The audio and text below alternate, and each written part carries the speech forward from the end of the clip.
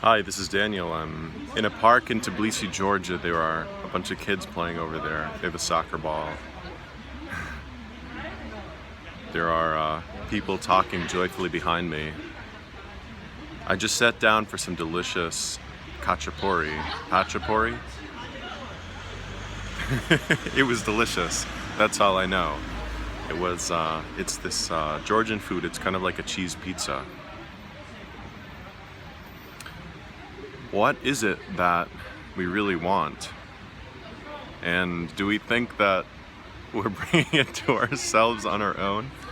I mean, if you want the perfect partner, do you think that you are taking somehow the raw elements of the universe, forging them together into this DNA strand, replicating that DNA strand geometrically, fractally, and creating the entire human being, perfecting them through billions of years of evolution, perfecting their mind and psychology, making sure that they are just the right type of person, forging their soul in the fire of your own forge.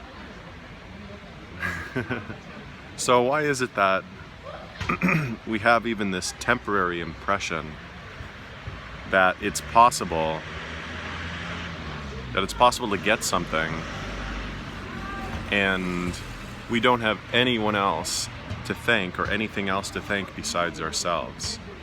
It's really just a bit of an absurd notion when it comes down to it.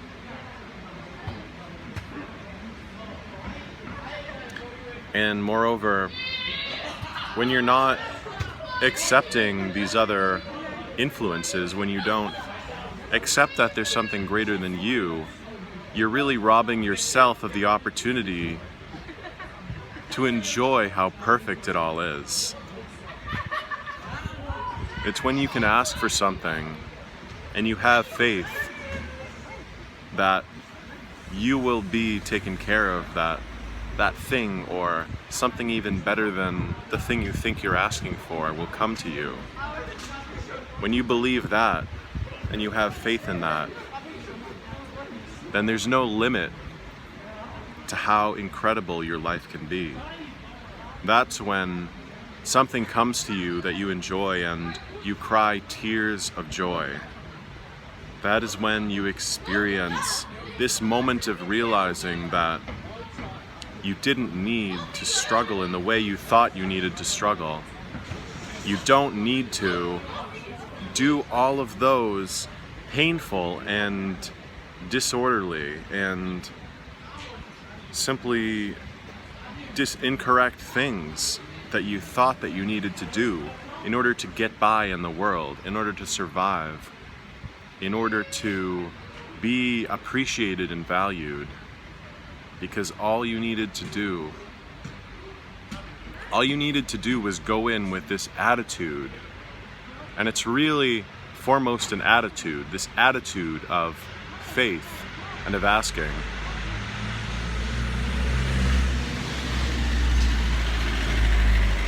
Because with this attitude of faith, where you can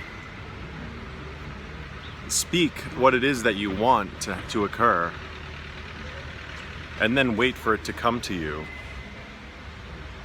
you will find that when it comes to you, you are fully aligned. You're fully aligned with it. But the problem that most people make when they ask for something, when they're attempting to manifest something, is they're attempting to manifest from their not self. They're attempting to ask from the wrong place. They think somewhere in their mind they have this calculation, and we all have this. We all have this mental equation where we think, okay, for some reason they are making it this way, and this is the reason, and if we could just be a little bit like them instead of like ourselves, then we would make it too. And that person over here, they have this thing, we want that thing, I want that thing, so I need to be like them in that way, and then I'll get this thing. And these equations, they only deliver about 3% of the time. So most of the time, these equations are sheer illusion, or they're only for very particular types of people who are actually able to use these equations correctly and usefully. But for a vast majority of humanity, these equations are simply oppressive to our natural being, because they distract us from being ourselves and doing the things that we should be doing. And should, I say should very lightly because it's not actually a moral imperative, it's a joy imperative. In order to be joyful, in order to be ourselves, and to actualize our potential in the world, we must be ourselves and do things that are correct for us. So when you can approach this attitude of manifestation coming from your heart, and what that means is coming from that deepest part of you that is truly aligned with what you desire and what is right for you, then it will come to you. When that thing comes to you, that thing which is truly right for you, you'll be ready for it.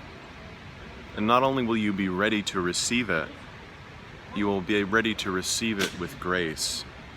And with those tears of joy streaming down from your face, because you know that it was a grace far greater than yourself that has brought it about. And that grace, the grace of being and just being in this pure perfection, in the pure perfection of this moment, in the pure perfection of the faith of knowing that it's all taken care of and everything is all right and you can be yourself and survive just by being yourself. This is a wonderful grace to be in.